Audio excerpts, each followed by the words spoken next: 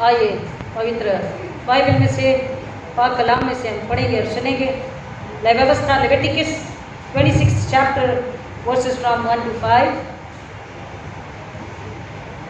Leviticus 26 लय व्यवस्था, पुराने नियम में से लय व्यवस्था, उसका 26 अध्याय वचन 1 से 5। और मैं रिक्वेस्ट करती हूँ गलीना से कि कृपया वो उसे पढ़ने में हमारी अगुवाई करें। पुराने नियम में से लय व्यवस्था लेविटिकस 26 1 to 5। वहीं से पढ़ लीजिए, वहीं से पढ़ लीजिए।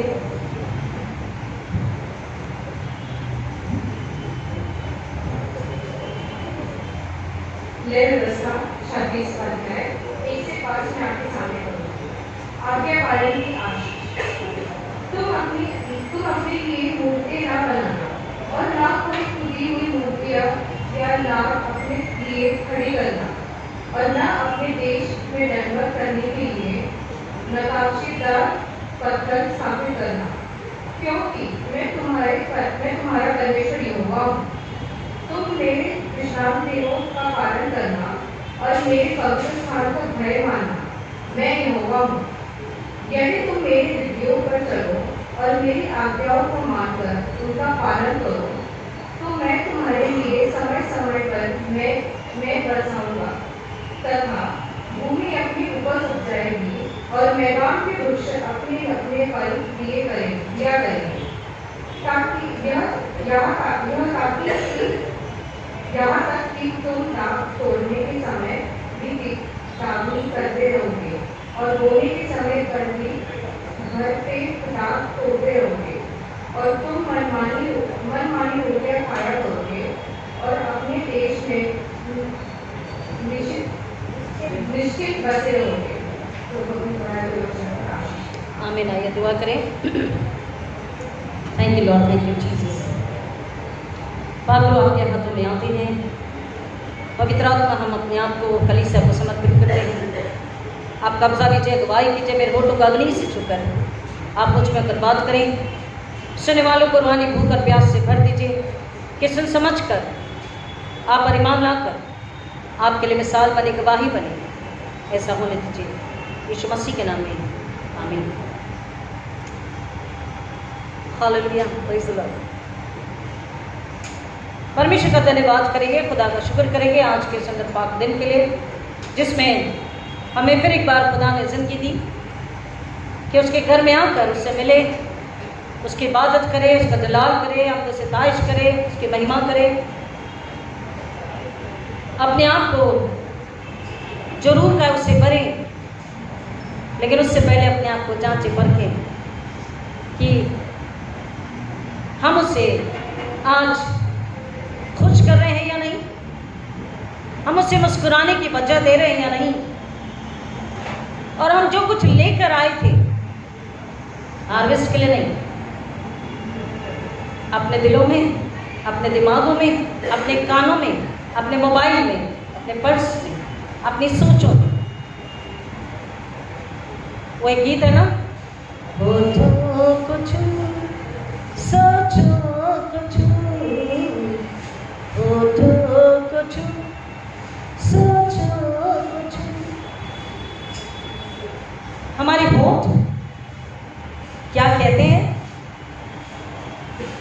हमारी सोच कहाँ तक जाती है, कान सुनकर फिर उस सोच को कितना बढ़ाते हैं, कितना कम करते हैं।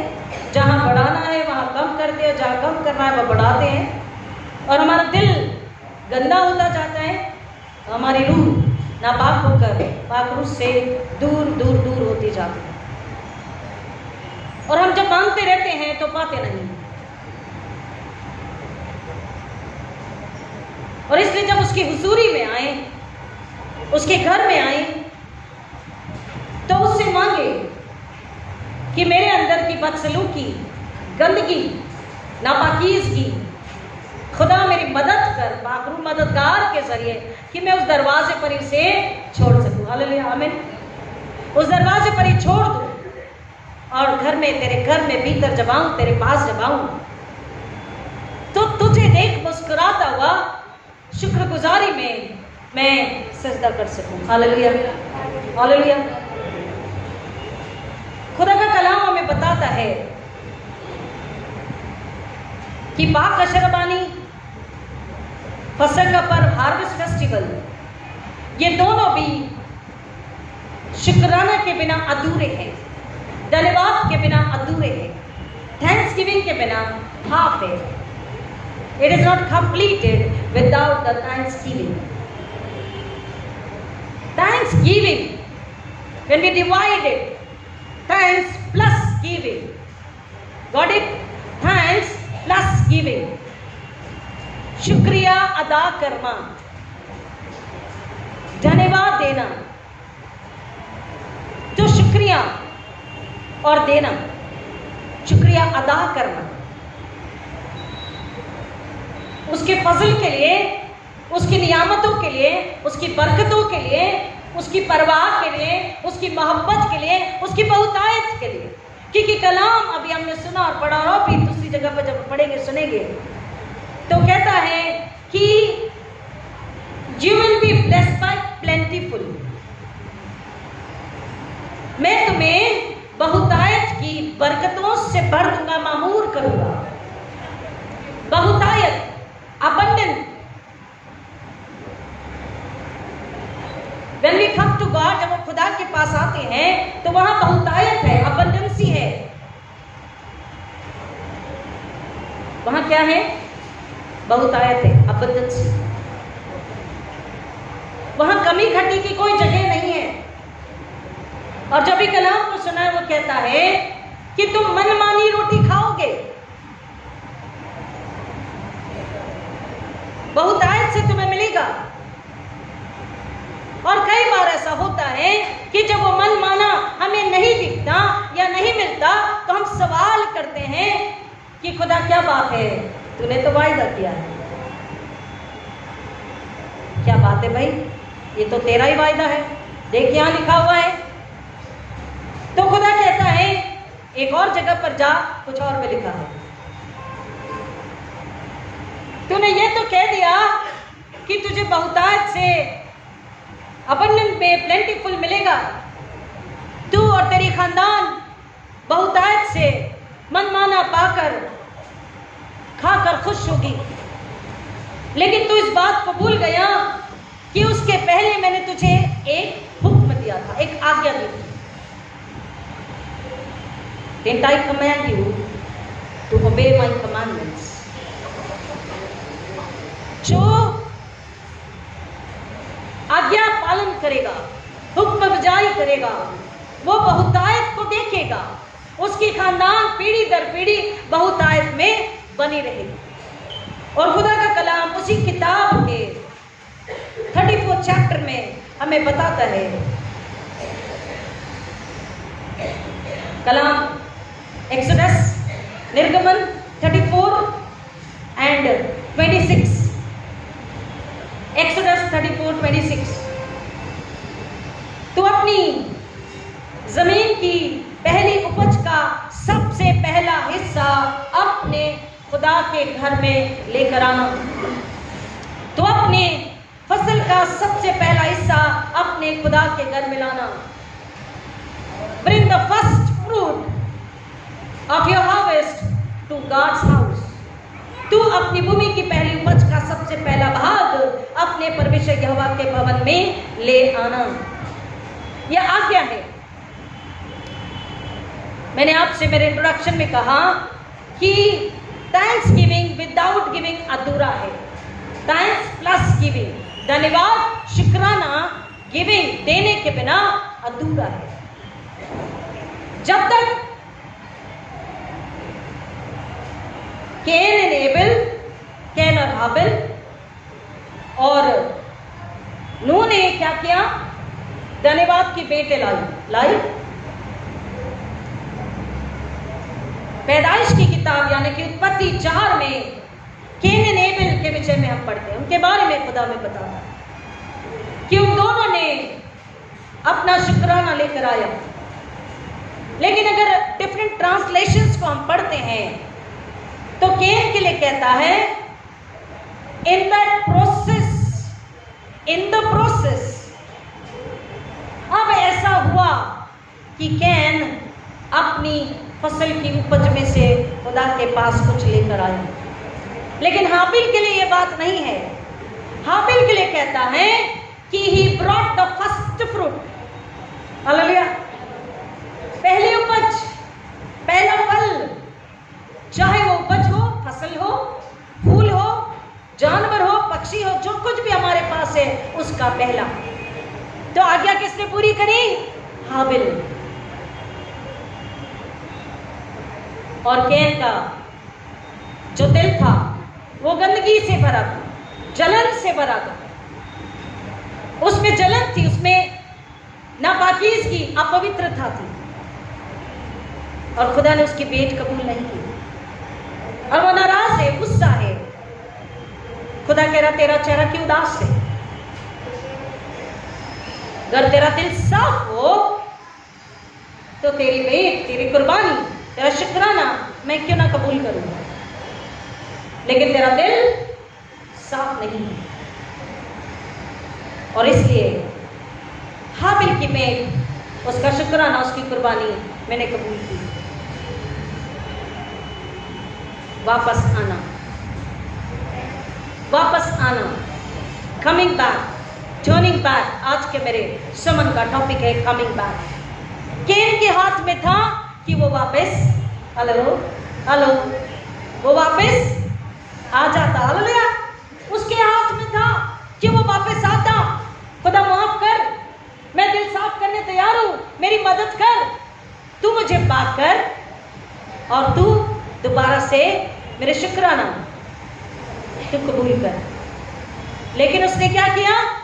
वो वापस नहीं आया, वो वापस नहीं आया, और वो अपने गुस्से में जाता है, जलन में जाता है, बैर में जाता है, अपने गुरूर में जाता है। ऐसे कैसे नाकबूली को मैं बर्दाश्त करूं? और वो क्या करता है? उससे भी बड़ा गुनाह करता है। अपने भाई से मोहब्बत न करते हुए, उससे नफरत करते हुए वो क्या करता है? एक और बड़ा गुनाह वो करता है, वापस नहीं आना। खुदा में बता रहा है वापस आना। नूह के विषय में देखते हैं, इतनी सारी तकलीफों के बाद, बावजूद इसके कि वो सवाल करता या कुड़कुड़ाता, खुदा का शुक्र कर रहा है। और पैदाइश यानी कि जेनेसिस यानी कि उत्पत्ति में 8वें अध्याय में, 8वें बाब में नूह खुदा के पास अपने शुक्राना को लेकर आ रहा है, हालेलुया। वो खुदा के पास आ रहा उसको शुक्र करने के लिए। और तब जब उसने खुदा के कदमों में अपने शुक्राना को रखे, धन्यवाद को रखे, तब खुदा ने वायदा किया कि इसके बाद मैं पानी से लोगों को खत्म नहीं करूंगा, हालेलुया। मैं इन पर रहम करूंगा और अब से समय समय पर, अपने नियत समय पर जो मैंने मुकर्रर किया है, बीज बोने का समय और फसलों को काटने का समय होगा। सर्दियां और गर्मियां अपने ऋतु में पूरी होंगी और दिन और रात कभी भी खत्म ना होंगी, हालेलुया। तो बहुतायत का जो वायदा है, प्लेंटीफुल अबंडेंस का जो वायदा है, वहां पर आज्ञा भी है, हुक्म बजाना है। We need to obey the commandment कि तुम अपनी जमीन की पहली फसल का पहला फल तुम मेरे पास लेकर आना। कहां पर? खुदा के घर में। एक और आज्ञा है जो कई बार हम मसीह भूल जाते हैं, हमारे पास होते हुए भी, जानते हुए भी। आइए मेरे साथ में उसी किताब में 23वें बाब में, एक्सोडस यानी कि निर्गमन 23, 23 एंड 14 ऑनवर्ड्स, वो कह रहा है कि तू हर साल यानी कि प्रतिवर्ष 3 बार मेरे लिए ईद को यानी कि पर्व को मनाना। You have to celebrate 3 times the festivals। और इस समय कह रहा है कोई भी मेरे घर में जब आए जमात का, तो खाली हाथ ना आए, कोई मुझे खाली हाथ न दिखाए। जो मेरे पास आता है वो अपना चेहरा, अपना मुंह खाली हाथ न दिखाए। 16वीं आयत, 15वीं आयत। तो अख़मीरी रोटी का पर्व बनाना, अभी महीने के समय पूरा 7 दिन तक मेरी आज्ञा के अनुसार अख़मीरी रोटी खाया करना, क्योंकि उसी महीने में तुम मिस्र से निकले थे और कोई मुझको खाली हाथ होने दिखाए। और जब तेरी बोई हुई खेती की पहली फसल तैयार हो तब कटनी का पर्व भी मनाना। आज अगर हम अपने सराउंडिंग्स में देखते हैं तो लोग, कोई ओणम मनाता है, कोई बैसाखी मनाता है, कोई अलग अलग तरीके से पर्व मनाता है, कोई जनवरी में पर्व मनाता है, और लोग कहते हैं कि वो भी हमारी तरह ही पर्व मनाते हैं। देखिए, पाक कलाम को जब हम पढ़ते हैं तो जब गड़बड़ी डाली गई, लोग यहां वहां तितर बितर हो गए। कलाम से ही, पवित्र बाइबल में से ही लोगों ने जाना है इन फेस्टिवल्स, इन ईद, इन पर्वों के विषय में।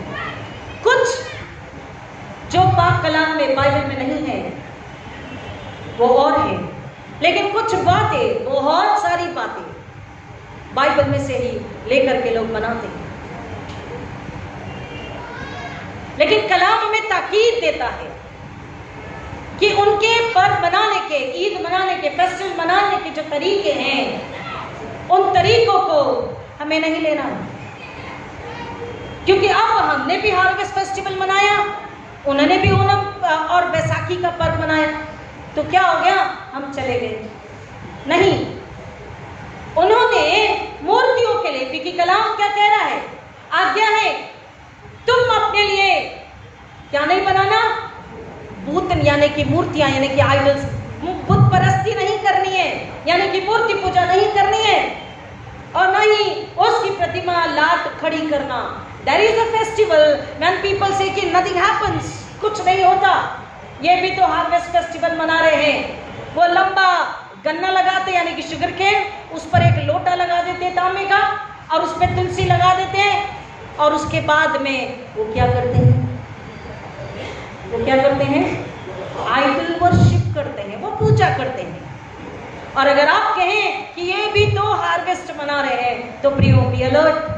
अगर अब तक उनमें आप शामिल हुए तो खुदा कहता है मेरे पास आ, कबूल कर ले अपने गुनाह को, अपनी अनाज्ञाकारिता को, और माफी को ले।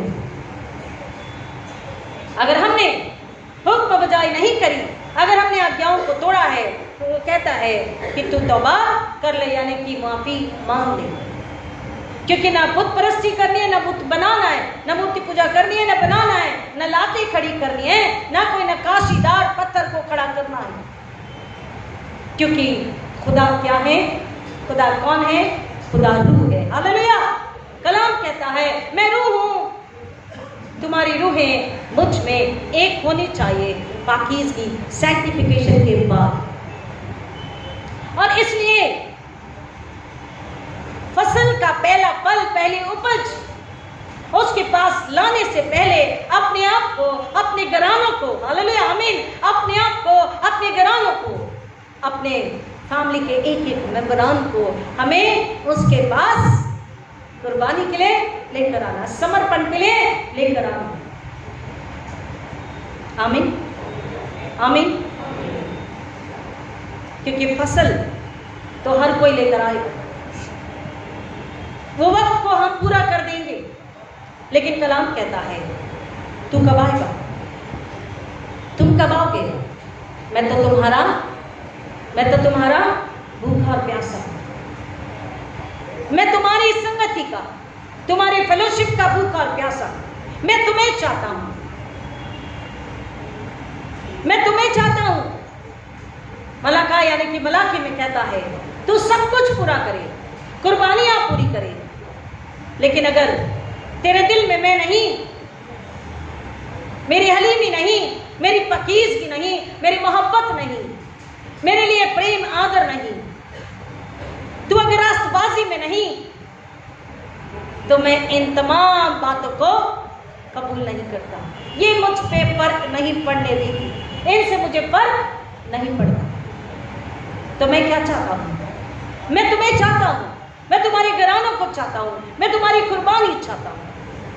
क्योंकि थैंक्स गिविंग, मैंने आपको बताया, थैंक्स प्लस गिविंग, धन्यवाद करें, शुक्रिया करें, थैंक्स बोले खुदा को, तो अपने आप को उसके कदमों में उंडेल दे, रख दें हमेशा के लिए। और याद रखें कि अब मैं मेरा नहीं, हम हमारे नहीं, हम खुदा के हैं। हालेलुया, हालेलुया, आमीन। ज़बूर 147:7, भजन संहिता 147:7, साम्स 147:7 कहता है कि खुदा के पास तू कैसे आ, खुदा के पास कैसे आ, खुदावन के हुजूर शुक्रगुजारी का गीत गाते हुए दुआ। हालेलुया, खुदावन के हुजूर शुक्रगुजारी का गीत गाते हुए दुआ। अपने यहोवा परमेश्वर के पास धन्यवाद के गीत को, एक नए गीत को गाते हुए हमें आना है। हालेलुया। और जब हम ऐसा करते हैं तब खुदा का कलाम हमें बताता है कि तुम्हें एक और बात का ख्याल रखना है कि देना is a free will, giving is a free will, free willingness.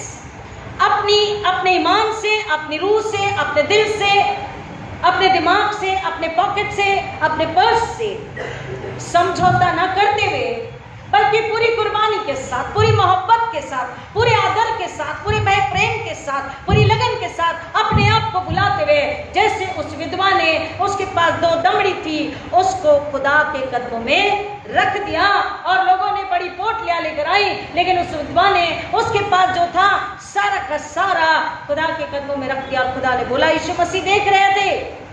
Bible में अगर आप पूरे कलाम को ध्यान से पढ़ेंगे तो कम से कम 2000 वचन केवल धन, प्रॉपर्टी, संपत्ति पर लिखे गए। आई बात समझ में? फेथ, प्रेयर इस पर कम है, लेकिन धन की जहां बात है, हेल्थ, वेल्थ की जहां बात है, प्रॉपर्टी, पोजेशंस की जहां बात है, वहां वचन ज्यादा दिए गए। क्यों? क्योंकि इसलिए यीशु मसीह ने कहा कि तुम धन और खुदावन की सेवा एक साथ नहीं कर सकते। Either you will serve your saviour master Jesus Christ और सेटन, वेमन। तो जब हम उसे शुक्राना, धन्यवाद उसके कदमों में रखते हैं, तो हमें इस बात का बहुत ही अलर्ट होकर के, संजीदगी के साथ में ख्याल रखना है कि हम किस तरीके से उसके पास में उस शुक्राना को, उस फसल को, उस पहले पल को उसके कदमों में धन्यवाद के रूप में रख रहे हैं। क्योंकि देते समय हमें यह ख्याल रखना है कि देने वाले ने हमें कितनी नियामतें, बरकतें बख्शी है। हालेलुया। कोई हालेलुया सुनाई नहीं आया? इसका मतलब आपके समझ में आया?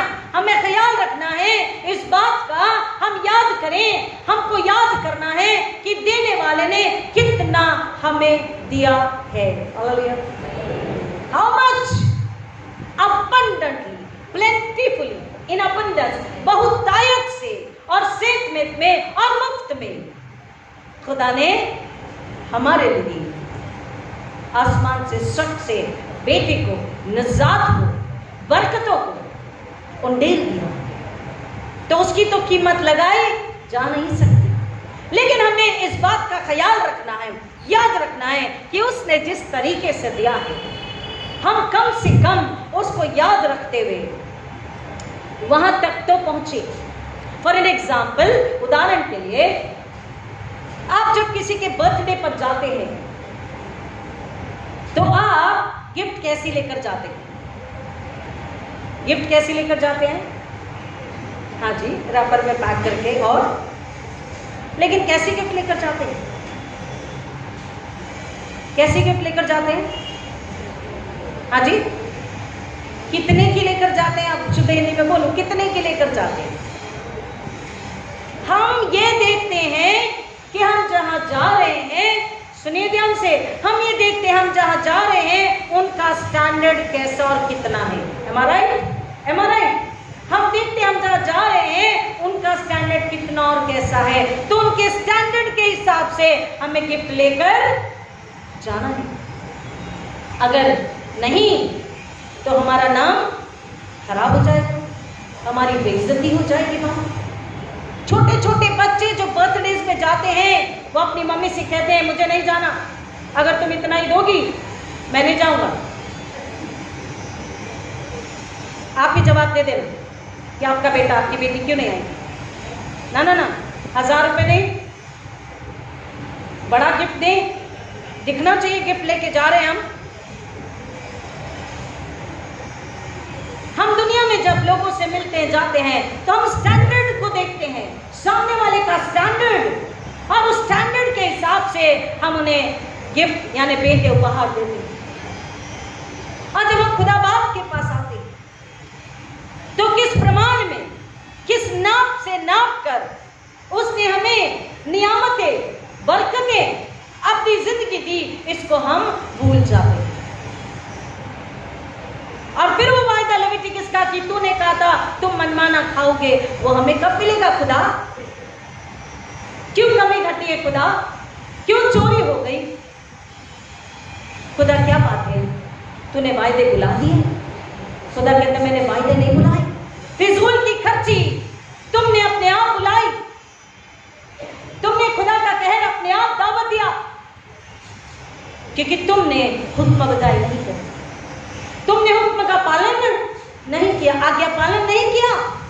कलाम कहता है पहली फसल का पहला फल खुदा के घर में लेकर आना, सिर्फ फसल नहीं, सिर्फ फल नहीं, पक्षी और पौधे और जानवर नहीं, कमाई ही नहीं, हमको खुद को, हालेलुया आमीन, हमको खुद को, हमारे घराने को सबसे पहले उसके कदमों में रखना है, अलीमी के साथ, पाकीज़गी के साथ। संसार में when we think that this is my prestige matter, ये मेरी इज्जत का सवाल है, हम खुदा के पास आते हैं तो उसकी इज्जत, उसका आदर, उसका मान सम्मान हम क्यों बुला देते, हम क्यों बुला देते? वो पाक है, वो हलीम है, वो रास्तबाज है, मुझे भी पाक और हलीम और रास्तबाजी के साथ उसके पास आना। हालेलुया, उसने इतनी मोहब्बत करी, मैं थोड़ी तो करके आऊं। उसने कहा तेरा दिल मुझे चाहिए, अपना दिल खाली करके तो लेके जाऊं, प्रिया को पाइट दिल को लेकर कैसे जाऊं? खुदा बाप और बाइबल आज हमसे पूछ रही है कि क्या खुदा बाप का स्टैंडर्ड इतना कम है जो हम अपने आप को याद नहीं दिला सकते, और देते समय हमारा स्टैंडर्ड 10 और 20 और 100 और 50 और 500 का ही रह जाता है। अपने आप को जब कुर्बान करते हैं तो कुर्बानी के समय, देने के समय, हार्वेस्ट के समय वो ये नहीं देखता कि इस मेज पर क्या चीजें हैं और कितने की है, पहले तो वो देखता है कि इधर अंदर दिल में नीयत कैसी है। लाते समय हमारी नीयत, हमारा दिल, हमारा शुक्राना, आज्ञाकारिता, नम्रता, पवित्रता, देने का दिल, नीयत, आत्मा, समर्पण, विश्वास, भरोसा, ईमान कितना और कैसा है। खुदा ये देखता है, इसलिए उस विधवा की दो दमड़ी को देख करके बोला इसने अपना सब कुछ, everything, all whatever she had, जो कुछ इसके पास था, हमारे पास रहते हुए भी हम क्या करते हैं?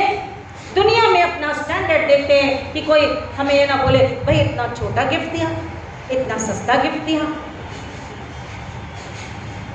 लेकिन खुदा के पास जब आते हैं तो हम अपने आप को याद नहीं दिलाते कि खुदा का स्टैंडर्ड क्या है, किस मात्रा में, किस प्रमाण में, किस माप और नाप से उसने हमें दिया। आइए मेरे साथ में डिट्रोनॉमी 6 व्यवस्था विवरण 6 और 10,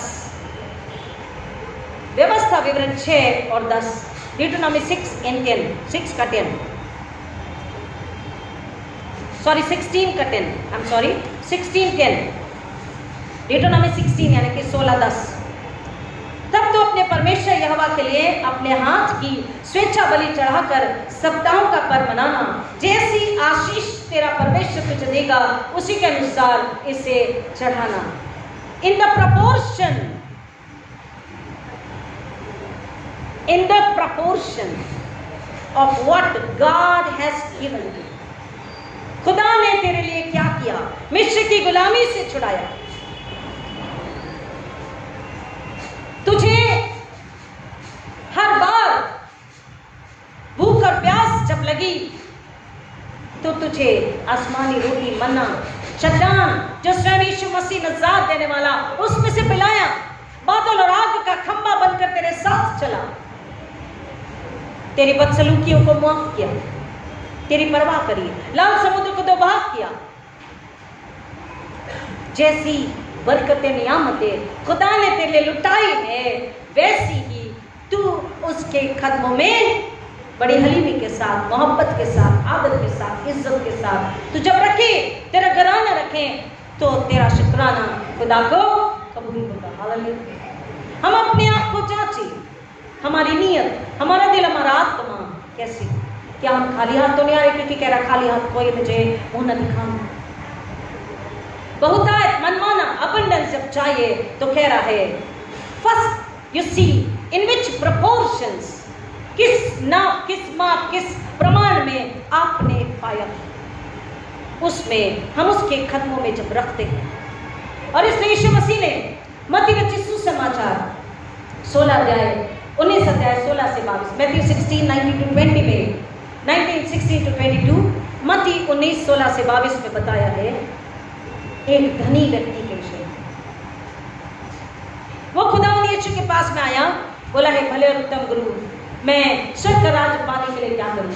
यीशु मसीह ने कहा क्या तू पढ़ा लिखा है, तुझे आज्ञा नहीं पता, शास्त्र नहीं पढ़ा? बोला नहीं मुझे तो पता है। यीशु ने बोला लालच नहीं करना? बोला हाँ मैं लालच नहीं करना, व्यभिचार नहीं करना, चोरी नहीं करना, हत्या नहीं करना, सारे आज्ञाओं को जानता हूं और उसका पालन भी करता हूं। तो यीशु मसीह ने उससे क्या कहा? ठीक है तो एक काम कर, जा और अपने सारी दौलत गरीबों में लुटा दो। हालेलुया। अपनी सारी दौलत तू क्या कर, गरीबों में बांट। और कलाम क्या कहता है?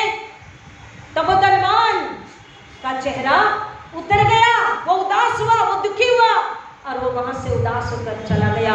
कलाम कहता है, बाइबल में लिखा है, क्योंकि वो बहुत धनी था।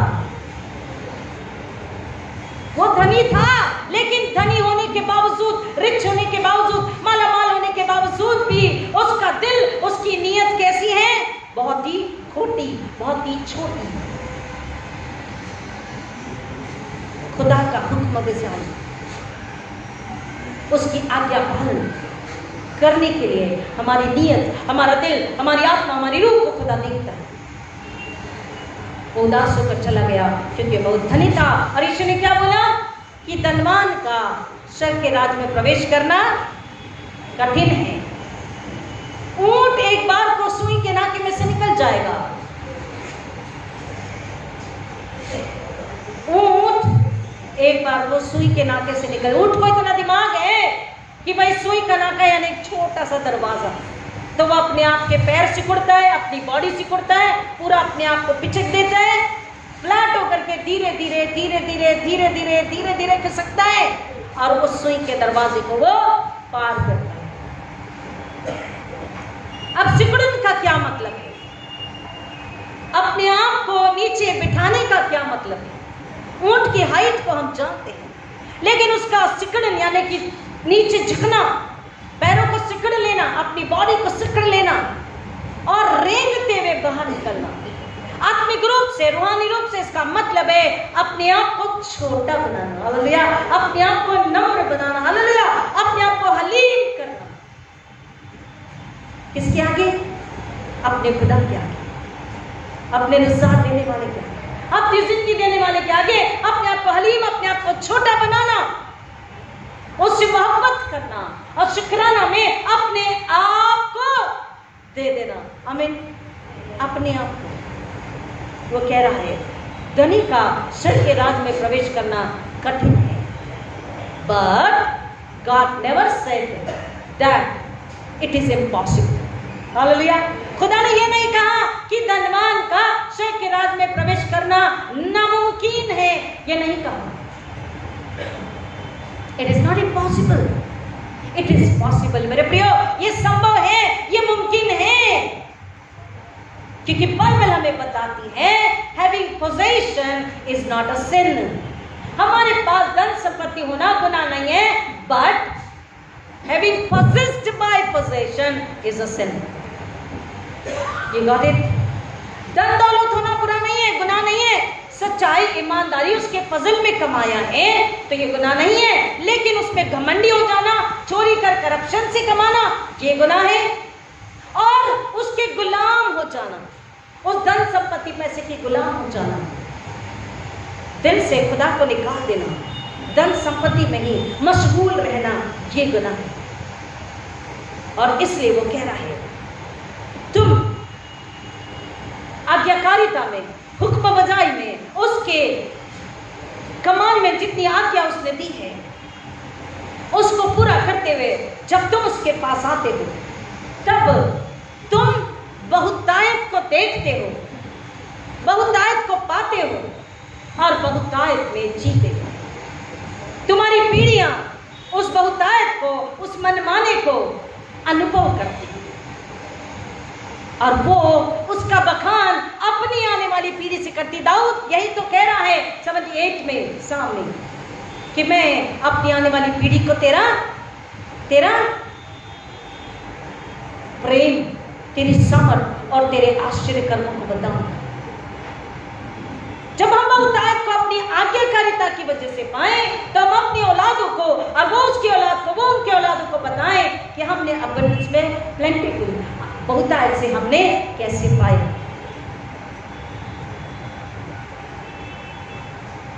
एक बच्चा गिटार बजाने के लिए अपने पापा से गिटार को मांगता है और पापा उससे कहते हैं कि well you take my guitar, you play it, but mind it this is mine. पापा ने क्या कहा? ठीक है, तुम मेरा गिटार लो, उसे बजाओ, लेकिन याद रखना ये तुम्हारा नहीं है, मेरा है। और तुम जैसे चाहो, जहां चाहो उसे मत रख देना, जैसा चाहो वैसा इसे मत पटक देना। याद रखना जैसे मैं तुम्हें दे रहा हूं वैसे ये गिटार तुम मुझे लौटाओगे। Mind it that this guitar belongs to your dad and you have to return it you have to use it very carefully and you have to return it as it is। तोड़ फोड़ कर टूटा हुआ, उसके string टूटे हैं, blade निकल गई है, ऐसे मुझे मत लौटाना, ये तुम्हारा नहीं, ये मेरा है। ये उदाहरण हमें ये बताता है कि खुदा हमें आज आवाज दे रहा है कि लौट कर आओ और अपने आप को जहां टूटन फूटन है, जहां सड़न गलन है, जहां नियत खराब है, जहां कमजोरी है, जहां संसार के लिए, शरीर के लिए, जिस्म के लिए तो इज्जत का ध्यान है, ख्याल है, लेकिन रूह के लिए नहीं। जिस नाप से माप से उसने हमें दिया है, हमने अब तक उसके कदमों में उसका पौना हिस्सा भी नहीं रखा, पाव हिस्सा भी नहीं रख पाए। तो कहता है लौट कर आओ। और अब तक तुम्हारे घराने, तुम अगर मेरे पास नहीं लौटे तो लौट कर आओ, क्योंकि मुझे पहली फसल तुम्हारी चाहिए। हालेलुया, आमीन। मुझे पहली फसल तुम्हारी चाहिए, तुम चाहिए, तुम्हारे घराने चाहिए। आज पति पत्नी बोले मैं, हम, हमारे घराने, हमारी औलादे, हमारे grand children, great grand children, हमारे घराने हमारी कौमें खुदा के पास हमें लेकर आनी है। इस फसल के साथ साथ खुदा कहता तुम कहाँ हो? आखिरी नरसिंह का जाने वाला है, तेरा मेरा सबका यीशु आने वाला है। तू कहाँ होगा, तू कहाँ होगा? जब हमारे घराने उसके पास है तो जीवन की किताब में नाम लिखे हैं, और जो घर का है वही इनाम को, मुकुट को, अपनी जिंदगी को पाएगा, और जो घर का नहीं है वो आग में क्रूर दूतों के जरिए रोता जाएगा। हमारी इच्छा क्या है? वो कहता है मैंने जो हुक्म दिया है अगर उसमें चलो तो बहुतायत को पाओगे, वरना पीढ़ी दर पीढ़ी खुदा का कहर, कर्ज तुम पर बना रहेगा। चॉइस हमारी है। खुदा इन बच्चों की गहराई में जाने हमें मुबारक करे, आशीष करे। आइए खुदा हमें खुदा यीशु के नाम में फिर एक बार आपका शुक्र करते हैं, मानते हैं जैसे आपने हमें बनाया है, जैसे हमारी रूहें हैं, जो आशीष आपने दी है, वैसे ही हम बना कर रखें और आपके कदमों में शुक्राना के साथ जो आपको कबूल हो लौटा सके। खुदावंद उसकी परवाह करें। जो सृष्टि आपने हमें दी, जो फसलें, जानवर, पक्षी, परिवार आपने हमें दिया, जमात आपने हमें दी, हमारे अपने हमें दिए हैं, और आप चाहते हैं कि जेंटाइल्स को यानी कि गैर मसीहों को जो अब तक विश्वास में नहीं आए हैं, वो फसल आप चाहते हैं। मैं और तमाम कलीसियाएं और मेरी कलीसिया, तमाम मसीह विश्वासी जन इस फसल को लेकर आए कि खुदावंद हमने गैर मसीहों में आपकी बहुतायत की आशीष को, बरकतों को बांटा, और उन्होंने आपको जानकर समझकर आप पर ईमान लाकर मन फिराया है, वो आप में है। वो फसल जेंटाइल्स की हार्वेस्ट खुदा को चाहिए, गैर मसीह खुदा को चाहिए। क्या हम तैयार हैं खुदा से कहें कि खुदा आज जबकि हम पाक शराबानी प्रभु बोझ के लिए और हार्वेस्ट के लिए आपके पास हैं, सबसे पहले मैं अपने आप को और अपने घराने को, हम अपने आप को, अपने घरानों को आपके कदमों में रखते हैं। हम समर्पित होते हैं, कुर्बान होते हैं। हमें कबूल कीजिए, दो मांझ के नया बनाइए अपने खून में, अपनी पाप आग से जलाकर शुद्ध करें, पाप करें, और हमें फसलों को लाने के लिए और फसल जो पक चुकी उसे काटने के लिए, कटने के पर्व के लिए आप हमारा इस्तेमाल करें। हम यहाँ हैं खुदा, हम जाने के लिए तैयार हैं कि आप ऐसी प्रार्थना कर रहे हैं। खुदावन अगर जो भी ऐसी दुआ कर रहा है, हम मांगते हैं अपने खून के नीचे छुपाएं, अपनी सूली तले छुपा के सुरक्षित रखें। आप पाखरू से भर करके आप उनका इस्तेमाल कीजिए ताकि बहुत सी रूहें बचे और खुदा यीशु की सूली को सारा जलाल, सारी महिमा मिल सके। ये फजल आपसे मांगते हैं। हर एक घराना एक और आत्मा को बचा कर लाएं, अपने घरानों को नाश होने से बचाएं। यीशु की सूली को, उसके लहू को, उसके मौत को, उसके पुनरुत्थान को महिमा मिले, ऐसा होने दीजिए यीशु मसीह के नाम में, आमीन। और हमारे पुण्यतित प्रभु यीशु मसीह का अनुग्रह, परमेश्वर पिता का प्रेम, पवित्र आत्मा की संगति और शांति आप सबों के साथ, जो पहली बार सुन रहे उनके साथ, आपसे लेकर खुदा यीशु के आने तक हमेशा हमेशा बनी रही, आमीन। God bless you all.